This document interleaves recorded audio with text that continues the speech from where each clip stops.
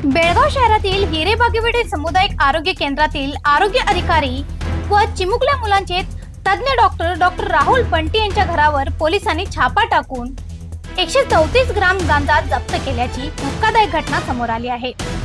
ही कारवाई खात्रीशीर माहितीच्या आधाराने करण्यात आली असल्याची माहिती पोलीस आयुक्त भूषण गुलाबराव बोरसे यांनी दिली।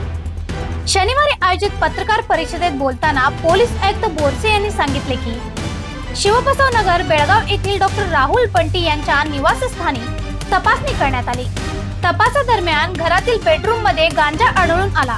तसेच वैद्यकीय तपासणीतून डॉक्टर बंटी यांनी स्वतः गांजा सेवन केल्याचे स्पष्ट झाले आहे। डॉक्टर राहुल बंटी हे हिरेबागेवाडी सामुदायिक आरोग्य केंद्राचे आरोग्य अधिकारी असून त्या परिसरातील चिमुकले मुलांचे तज्ञ डॉक्टर म्हणून कार्यरत आहेत। ದಿನಾಂಕ 9 ಜನವರಿ 2026 ಮಾಳಮಾರುತಿ ಪೊಲೀಸ್ ಠಾಣೆಯಲ್ಲಿ ಒಂದು NDPS ಪ್ರಕರಣ ದಾಖಲು ಮಾಡಲಾಗಿದೆ। ಇದು ಸೆಕ್ಷನ್ 20B2A ನಲ್ಲಿ ಈ ಪ್ರಕರಣ ದಾಖಲು ಮಾಡಲಾಗಿದೆ।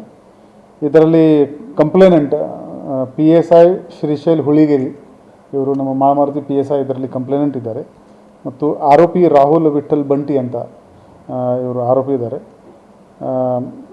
ಈ ಪ್ರಕರಣದಲ್ಲಿ 134 ಗ್ರಾಮ್ ಗಾಂಜಾ ಈ ಆರೋಪಿದು ಮನೆಯಲ್ಲಿ ಸಿಕ್ಕಿದೆ।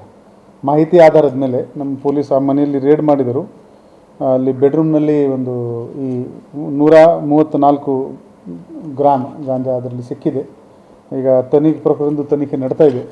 ಇವರು ಎಲ್ಲಿಂದ ತಂದಿದ್ದಾರೆ, ಇವರು ಸೇಲ್ ಮಾಡೋಕ್ಕೆ ತಂದಿದ್ದಾರೆ ಅಥವಾ ಕನ್ಸಂಪ್ಷನ್ ಮಾಡೋಕ್ಕೆ ತಂದಿದ್ದಾರೆ, ಈ ಎಲ್ಲ ನಮ್ಮ ತನಿಖೆಯಲ್ಲಿ ಪತ್ತೆ ಮಾಡ್ತೀವಿ।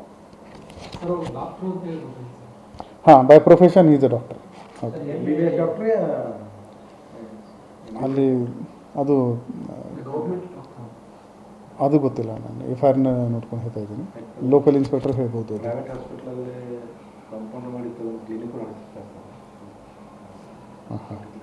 I need to check that, but as by profession ಅಲ್ಲಿ FIR ನಲ್ಲಿ ಡಾಕ್ಟರ್ ಅಂತ ವ್ಯವಸಾಯ ಅಂತ ಬರ್ತಿದ್ದಾರೆ।